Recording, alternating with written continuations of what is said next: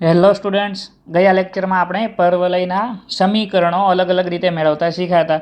ચાલો આજે આપણે પરવલયના સ્પર્શકની વાત કરીએ, પરંતુ એ માટે સૌથી પહેલાં એક બીજો ટોપિક સમજીએ. કોઈ પણ બિંદુનું પરવલયની સાપેક્ષે સ્થાન ક્યાં છે એ સમજીએ. તો અહીંયા હું લખું બિંદુનું પરવલયની સાપેક્ષે સ્થાન. ચાલો સમજો કે એક પરવલય છે, તો પરવલય અહીંયા હું લખું y² = 4ax અને એક બિંદુ છે, બિંદુ અહીંયા લખું x1 y1. હવે આ બિંદુ x1 y1 છે, પરવલયની સાપેક્ષે ક્યાં આવેલું છે? પરવલયની અંદર, બહાર કે પરવલય ઉપર? એ કઈ રીતે નક્કી કરીશું? ચાલો તો એ માટે આકૃતિ દ્વારા સમજીએ. હવે અહીંયા છે ને રફ વર્ક માટે હું સાઈડમાં એક જગ્યા દોરી કાઢું. અહીંયા આપણે રફ વર્ક કરીશું. ચાલો તો હવે સમજો કે અહીંયા યામ પદ્ધતિ દોરીએ અને એક પરવલય દોરીએ. તો આખસો અને અહીંયા પરવલય. સમજો કે બિંદુ P(x1 y1) આ ક્યાં છે? પરવલયની બહારના ભાગમાં. પણ આ નક્કી કઈ રીતે કરીશું બહાર છે? કેમ કે દર વખતે આકૃતિ દોરીને તો એ શક્ય બનશે નહીં. તો એ માટે શું કરીએ? તો આ જે બિંદુ છે ને P, એ બિંદુમાંથી હું એક લંબ દોરું. શેના પર? પરવલયની અક્ષ પર, PM. અને આ જે બિંદુ છે એને હું કહી દઉં Q. પરવલયનું સમીકરણ તો Q હતું, y² = 4ax. ચાલો હવે અહીંયા Qના યામ હું ધારી લઉં. Qનો x યામ તો શું રહે છે? x1 જ, પણ y યામ હું એને કહી દઉં y2.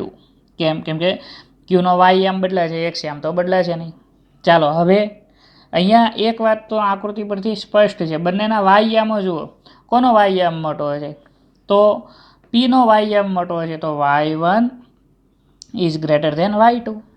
ઓકે, તો અહીંયા શું થશે? y1² > y2². હવે જુઓ આ સમીકરણ જુઓ. હવે x1 y2 બિંદુ તો ક્યાં છે? પરવલયની ઉપર. તો એ આ સમીકરણનું સમાધાન કરે તો હું અહીંયા શું લખી શકું? y2² = 4ax1 લખી શકો. તો y2² તો અહીંયા છે, એ કિંમત અહીંયા મૂકું તો શું થશે? y1² > 4ax1. તો આનો અર્થ શું થયો? કે જો y1² એટલે હવે તો આ બિંદુ x1 y1, એ બિંદુને હું પરવલયના સમીકરણમાં મૂકું અને ગ્રેટર ધેન નિશાની આવે તો અહીંયા હું શું કહીશ? બિંદુ ક્યાં છે? પરવલયની બહાર. તો અહીંયા આપણે લખીએ, જો y1² > 4ax1 આવું હશે તો બિંદુ પરવલયની બહાર હશે. તે જ રીતે ઇક્વલ ટુ નિશાની આવે y1² = 4ax1. આ તો આપણને ખબર જ છે. જો બરાબર હોય તો બિંદુ ક્યાં હોય? તો બિંદુ પરવલયની ઉપર હોય. અને જો y1² < 4ax1 તો ક્યાં હશે? તો અહીંયા ફરી વખત આકૃતિ દ્વારા આપણે સમજી શકીએ ક્યાં હોય? તો બિંદુ પરવલયની અંદર હોય. હવે અહીંયાથી માત્ર ડિસ્કશન જ કરીએ. પહેલો કેસ, બિંદુ પરવલયની બહાર હોય તો પરવલયની બહારના બિંદુમાંથી પરવલયને આપણે સ્પર્શક દોરી શકીએ. તે જ રીતે બિંદુ પરવલયની ઉપર હોય તો પણ સ્પર્શક દોરી શકાય. પણ જો બિંદુ પરવલયની અંદર હશે તો સ્પર્શક દોરી શકાશે નહીં. બહાર હશે તો 2 સ્પર્શક દોરી શકાય, ઉપર હોય તો 1 સ્પર્શક દોરી શકાય અને અંદર હોય તો સ્પર્શક દોરી શકાય નહીં. તો આ વાત બિંદુની એ સમજવી જરૂરી હતી સ્પર્શક થિયરી સમજતા પહેલાં. ચાલો હવે સ્પર્શક થિયરીની શરૂઆત કરીએ. પરવલયના સ્પર્શકો. પરવલયના સ્પર્શકોના સમીકરણો. અહીંયા પણ હું અગાઉથીના જ એક રફ વર્ક માટેની જગ્યા એ દોરી કાઢીશ. ચાલો, એટલે તમારે આ રફ વર્કનું કંઈ લખવાની જરૂર નથી. તમે અહીંયા મેઇન મુદ્દાઓ જ લખજો. સૌથી પહેલી વાત, પરવલય y² = 4ax પરના બિંદુ x1 y1 માંથી પરવલય પર દોરેલા સ્પર્શકનું સમીકરણ. ચાલો પરવલય ઉપર જ એક બિંદુ છે અને એમાંથી સ્પર્શક દોરવો છે, એનું સમીકરણ હું કેમ મેળવીશ? તો એ સ્પર્શક માટે બે વસ્તુ જોઈએ, એક તો બિંદુ અને બીજો ઢાળ. બિંદુ તો બહુ સહેલું, x1 y1 બિંદુ. તો અહીંયા ઢાળ બિંદુ સમીકરણ હું લખીશ, તો અહીંયા રફમાં ગણતરી કરીએ તો y માઇનસ y1 બરાબર m into x minus x1. તો હવે મારે ખાલી મેળવવાનો શું રહ્યો? આ એમનું મૂલ્ય કેમ મેળવીશ? તો આપણને એક વાતની ખબર છે, શું કે કોઈ પણ વક્ર છે એના કોઈ પણ બિંદુ આગળના સ્પર્શકનો ઢાળ એ કઈ રીતે મળે? તો એ વક્રના વિકલનથી. એટલે સમજો કે પરવલય છે આપણી પાસે કંઈક આ રીતે. અહીંયા ઉદાહરણ માટે આ રીતનો કોઈ પરવલય છે, તો એના કોઈ પણ બિંદુ આગળના મારે સ્પર્શકનો ઢાળ જોતો છે. તો હું શું કરીશ? તો હું સૌ પ્રથમ વક્રનું વિકલન કરીશ. સમજો કે y² બરાબર 4ax. આનું વિકલન શું થાય? 2y dy by dx is equal to 4a. તો માટે dy by dx is equal to શું થશે? તો એ થાય 2a બાય y. ચાલો, આ શું થયું? તો વક્રના કોઈ પણ બિંદુ આગળના સ્પર્શકનો ઢાળ. પણ મારે કયા બિંદુ આગળના સ્પર્શકની વાત કરવી છે? તો p ઓફ x1 y1. તો હું શું કરીશ? તો હવે અહીંયા આ જે વિકલન જે છે એમાં x1 y1 મૂકીશ. તો અહીંયા હું લખીશ dy બાય dx. કયા બિંદુ આગળ? x1 y1. તો એ શું થશે? તો એ થશે 2a બાય y1. અને આ જે મને મળ્યું અહીંયા, એ શું મળ્યું? તો મને મળ્યો સ્પર્શકનો ઢાળ. તો હવે અહીંયા હું સમીકરણ લખું y માઇનસ y1 બરાબર એમની જગ્યાએ હું 2a બાય y1 કૌંસમાં x માઇનસ x1. તો અહીંયા શું થશે? તો આ થશે y1 minus y1 square is equal two 2ax minus 2ax1. પરંતુ જુઓ તો અહીંયા y1 સ્ક્વેર બરાબર હું કંઈક લખી શકીશ. કઈ રીતે? બિંદુ x1 y1 એ તો પરવલય ઉપર છે, તેથી તે એનું સમાધાન કરે તો હું આ સમીકરણ ઉપરથી y1 સ્ક્વેર બરાબર શું કહી શકું? 4ax1. તો અહીંયા હું લખીશ y1 માઇનસ 4ax1 બરાબર 2ax માઇનસ 2ax1. ચાલો, આને જવા દઉં સામે. તો અહીંયા થયું y1 બરાબર 2ax પ્લસ 2ax1. તો અહીંયા y1 બરાબર 2a કૌંસમાં x પ્લસ x1. આ જે મને મળ્યું એ શું મળ્યું? તો સ્પર્શકનું સમીકરણ. કયા બિંદુ આગળ? પરવલય પરના બિંદુ x1 y1 આગળ. તો અહીંયા હું એ સ્પર્શકનું સમીકરણ લખું તો એ થશે y1 બરાબર 2a કૌંસમાં x પ્લસ x1. તો પરવલય પરના બિંદુ આગળના સ્પર્શકનું સમીકરણ. જુઓ, વર્તુળમાં પણ આ જ કેસ હતો. વર્તુળ ઉપર કોઈ બિંદુ હોય અને સ્પર્શકનું સમીકરણ મેળવવું હતું તો આવું જ થતું હતું. પરવલયમાં અહીંયા y સ્ક્વેર છે, તો એના બે ભાગ, એક y બીજું y1. અહીંયા હું 2x બનાવું તો એને કહું x પ્લસ x1. તો અહીંયા આગળ વધ્યા 2a. તો બહુ સિમ્પલ. આ રીતે હું સ્પર્શકનું સમીકરણ મેળવી શકું. સમજો બીજો એક કેસ અહીંયા સાથે જ હું લખું. પરવલય y² is equal two 4ax પરના બિંદુ. આ વખતે હું પ્રચલ બિંદુ લઉં at² અને 2at આગળના સ્પર્શકનું સમીકરણ. ચાલો, આ બિંદુ આગળના સ્પર્શકનું સમીકરણ શું થશે? તો એ માટે તો શું કરીએ? આપણી પાસે આ સમીકરણ તો છે જ, એમાં x1 y1 ની કિંમત મૂકીએ. ચાલો, બિંદુ કયું છે? અહીંયા જો ફરી વખત આગળ વધું at² અને 2at આ જ બિંદુ છે. તો એ બિંદુને હું આમાં મૂકીશ તો શું થશે? તો આ થશે a ઇન્ટુ 2at બરાબર 2a કૌંસમાં x પ્લસ at². ચાલો, 2a તો કેન્સલ. તો અહીંયા એક મિસ્ટેક કરી, એ નહીં પણ y આવશે ને, y ઇન્ટુ 2at. તો અહીંયા શું કીધું? ty equal to x plus at². તો આ મને શું મળ્યું? પ્રચલ બિંદુ આગળના સ્પર્શકનું સમીકરણ. તો અહીંયા હું એ સમીકરણ લખું ty બરાબર એક્સ પ્લસ at². તો આ વાત કરીએ આપણે પરવલય પરના જ બિંદુ આગળના સ્પર્શકના સમીકરણની. ચાલો, હવે ત્રીજી વાત કરીએ. સમજો કે પરવલય પર એમ ઢાળવાળો કોઈ સ્પર્શક મેળવવો છે, તો એ કેમ મળશે? અહીંયા હું નવો મુદ્દો કરીને લખું પરવલય પર એમ ઢાળવાળા પરવલયના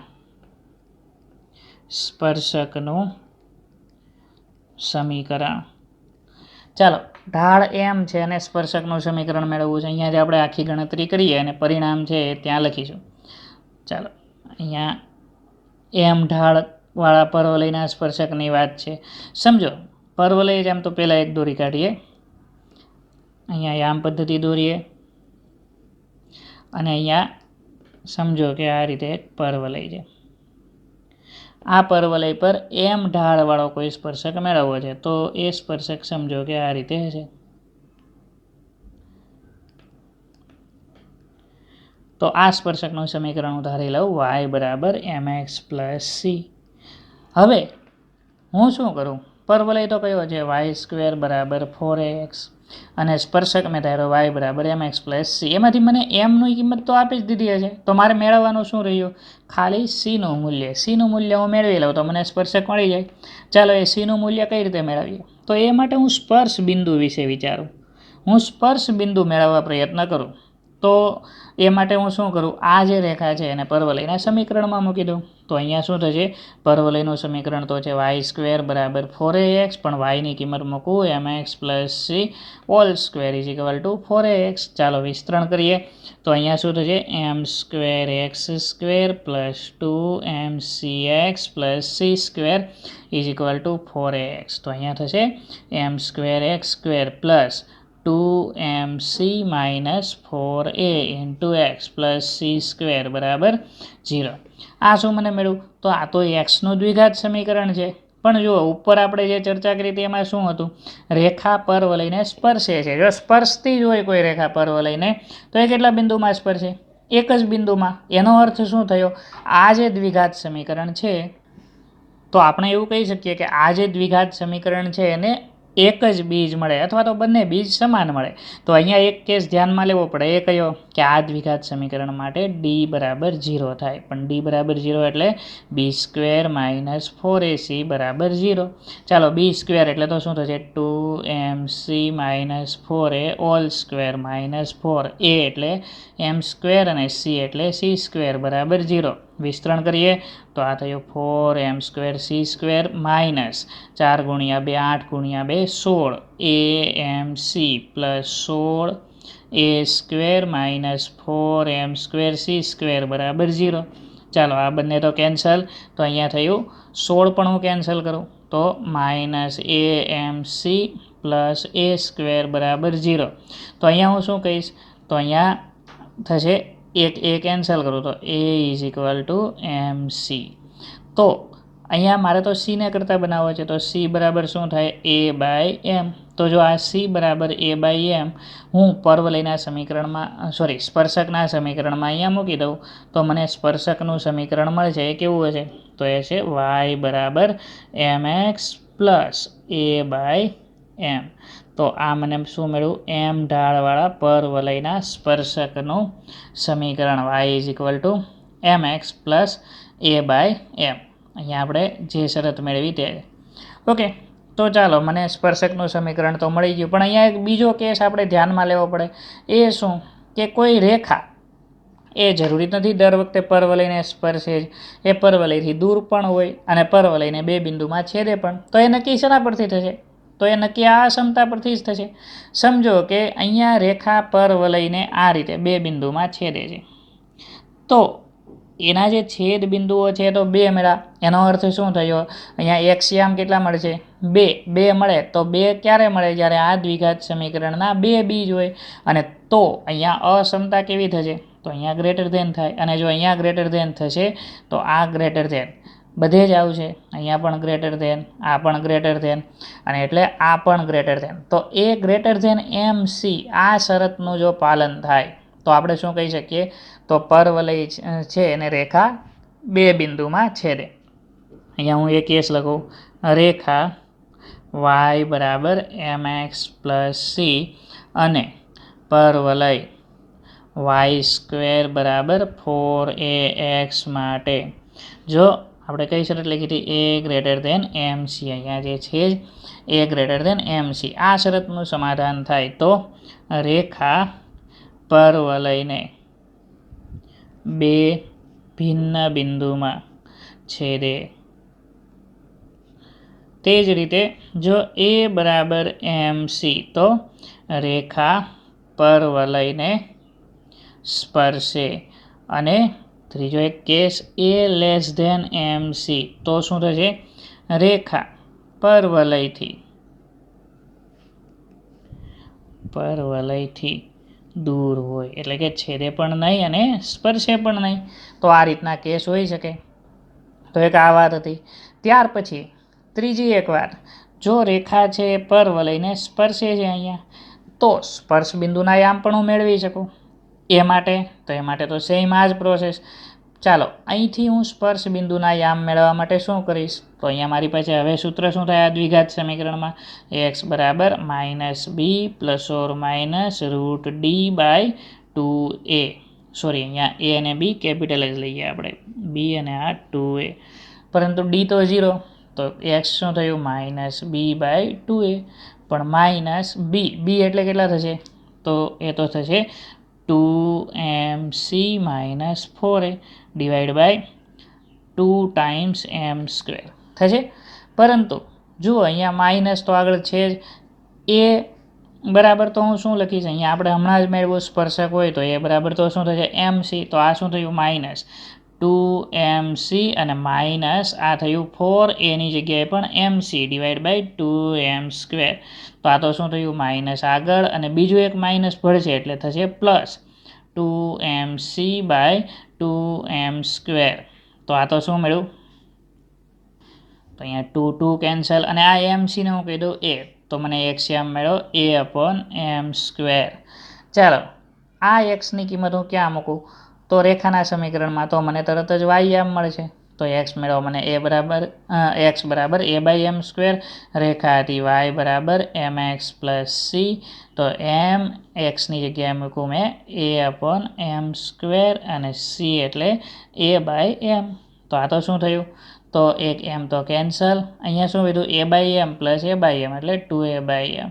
તો મને સ્પર્શ બિંદુ કયું મળ્યું a/m² અને 2a/m. ચાલો તો આને પણ અહીંયા લખીએ. તો અહીંયા હું લખું રેખા y બરાબર mx + c એ પરવલય y² બરાબર 4ax ને સ્પર્શે તો સ્પર્શ બિંદુના યામ શું થશે તો એ થશે a/m² અને 2a/m. તો આ 3 મુદ્દા અને ત્રીજા મુદ્દામાં આ 2 પેટા મુદ્દા, આ બધી જ વસ્તુઓ તમારે લખવાની છે અને યાદ રાખવાની છે. બાજુની ગણતરી છે એ ન લખો તો કંઈ નહીં, પણ આ 3 મુદ્દા ખાસ મહત્ત્વના છે અને એ લખીને યાદ રાખજો. આગળ જતાં આને આધારે જ આપણે દાખલાઓ ગણવાના થશે. ચાલો બેઝિક દાખલાઓથી જ આપણે શરૂઆત કરીએ. અહીંયા આપણને કીધું છે પરવલય y² બરાબર 8x પર 2 ઢાળ ધરાવતા સ્પર્શકનું સમીકરણ મેળવો અને સ્પર્શ બિંદુના યામ મેળવો. બહુ સિમ્પલ. y² બરાબર 8x તો અહીંયાથી હું કહીશ 4a બરાબર કેટલા થશે 8 તો a બરાબર 2. ચાલો a મળી ગયું આપણને. હવે ઢાળ પણ આપણને કીધેલો છે, ઢાળ પણ કેટલો છે 2. તો મને a ખબર છે, ઢાળ ખબર છે, તો હું સ્પર્શકનું સમીકરણ અહીંયા લખીશ. સ્પર્શકનું સમીકરણ શું થશે y બરાબર mx + a/m. તો એ પ્રમાણે અહીંયા શું થશે y બરાબર 2x + a એટલે 2 અને m એટલે પણ 2 તો 2/2. તો સ્પર્શક થયો y બરાબર 2x + 1. ઓકે. ચાલો હવે સ્પર્શ બિંદુના યામ હું એવું પણ કરી શકું કે yની કિંમત આ સમીકરણમાં મૂકું અને સ્પર્શ બિંદુના યામ મેળવું, પણ આપણે હમણાં જ સૂત્ર તૈયાર કર્યું એ જ સૂત્ર યુઝ કરીએ તો અહીંયા લખી શકાય સ્પર્શ બિંદુના યામ. તો એ શું થશે તો એ થશે a/m² અને 2a/m. કિંમત મૂકીએ તો a એટલે 2/m² એટલે 4, 2a એટલે 4/m એટલે 2. તો આ તો કેટલા થયા 1/2 અને 2. આ મને મળ્યા સ્પર્શ બિંદુના યામ. તો છે બહુ સહેલું. આ રીતે આવા પ્રશ્નો ગણી શકાય. આગળ વધીએ. પરવલય y² બરાબર 12x પર બિંદુ 2, 5 માંથી દોરેલા સ્પર્શકનું સમીકરણ મેળવો. ચાલો 2, 5 માંથી પરવલય પર દોરેલા સ્પર્શકનું સમીકરણ મેળવવું છે. શું કરીએ? તો અહીંયા આગળ કઈ રીતે વધીશું? અહીંયા સૌ પ્રથમ તો જુઓ, બિંદુ 2, 5 જે છે એ પરવલયના સમીકરણનું સમાધાન કરે છે. જુઓ તો અહીંયા થશે 25 આ બાજુ અને જમણી બાજુ થશે 24, 12 ગુણ્યા 2. તો એ સમાધાન કરતું નથી. એનો મતલબ બિંદુ 2, 5 ક્યાં છે? પરવલયની બહાર છે. તો પરવલયની બહારના બિંદુમાંથી માટે મારે પરવલય પર સ્પર્શક દોરવો છે. તો એ કઈ રીતે દોરી શકાય છે? તો એ માટે હું ધારી લઉં. તો અહીંયા હું લખું, ધારો કે સ્પર્શકનું સમીકરણ શું ધારીશું? y બરાબર mx પ્લસ a/m છે. જ્યાં એ કઈ રીતે મળે છે? તો અહીંયા y² બરાબર 12x, એનો મતલબ 4a છે 12, તો a બરાબર 3. તો માટે સ્પર્શક થઈ ગયો y બરાબર mx પ્લસ 3/m. ચાલો હવે શું કરું? તો હવે એ બિંદુ 2, 5માંથી આ સ્પર્શક પસાર થશે તો એક્સ વાયની કિંમત મૂકું તો એમ મળશે મને. તો અહીંયા હું લખું, સ્પર્શક બિંદુ 2, 5માંથી પસાર થાય છે તો વાયની જગ્યાએ 5 is equal two 2m plus 3/m. સાદું રૂપ આપું તો આ કેટલા થશે? 5m plus 2m square, 5m is equal two plus 3. તો આ થશે 2m square minus 5m plus 3 is equal two 0. તો અવયવ પાડીએ. અહીંયા 3 ગુણ્યા 2, 6ના ભાગ પાડીને 5 લાવવાના છે. તો બહુ સહેલું, 2m square minus 2m minus 3m plus 3 is equal two 0. તો અહીંયા શું થશે? 2m common, m minus 1 minus 3m minus 1 બરાબર 0. તો અહીંયા થયું 2m માઇનસ 3m માઇનસ 1 બરાબર 0. તો m ઇઝ ઇક્વલ ટુ 3/2 અથવા m ઇઝ ઇક્વલ ટુ 1. તો મને mની બે અલગ અલગ કિંમતો મળી. હવે આ બે અલગ અલગ કિંમતો માટે બે સ્પર્શક હું દોરી શકું. બિંદુ તો કયું હતું? તો બિંદુ 2, 5માંથી પસાર થતા સ્પર્શકનું સમીકરણ અહીંયા લખીએ. માંથી પસાર થતા સ્પર્શકનું સમીકરણ. તમે એમની કિંમત અહીંયા મૂકીને પણ સ્પર્શકનું સમીકરણ મેળવી શકો. આ સમીકરણમાં અહીંથી સેપરેટલી પણ મેળવી શકીએ. m બરાબર સમજો 3/2 છે તો સ્પર્શકનું સમીકરણ શું થાય? y માઇનસ y1 એટલે 5 બરાબર m into x minus x1. તો અહીંયા શું થશે? 2y માઇનસ 10 બરાબર 3x માઇનસ 6. તો આ થયું 3x minus 2y plus 4 is equal two 0. તો આ મને મળ્યું સ્પર્શકનું સમીકરણ. ચાલો એ જ રીતના હું m બરાબર લઉં 1 તો સ્પર્શક શું થાય? y minus 5 is equal two 1 into x minus 2. તો આ થશે x માઇનસ y પ્લસ 3 બરાબર 0. તો આ રીતે મને બે અલગ અલગ સ્પર્શકો મળી શકે. તો ઘણો સહેલો દાખલો. આગળ વધીએ.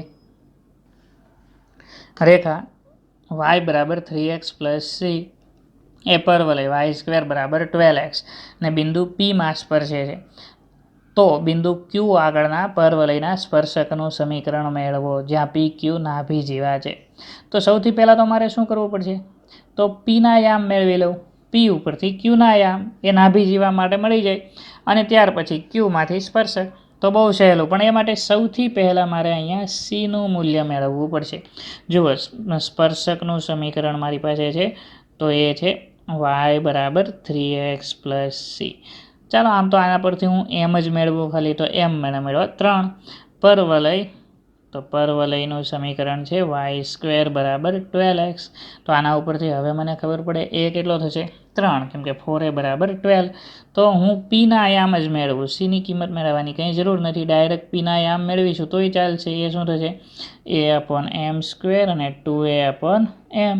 ચાલો તો એ પ્રમાણે અહીંયા શું થશે? a એટલે 9/m² એટલે a એટલે 3 લખીશું, ડિવાઈડ બાય m² એટલે 9 અને 2a એટલે 6 ડિવાઈડ બાય m એટલે 3.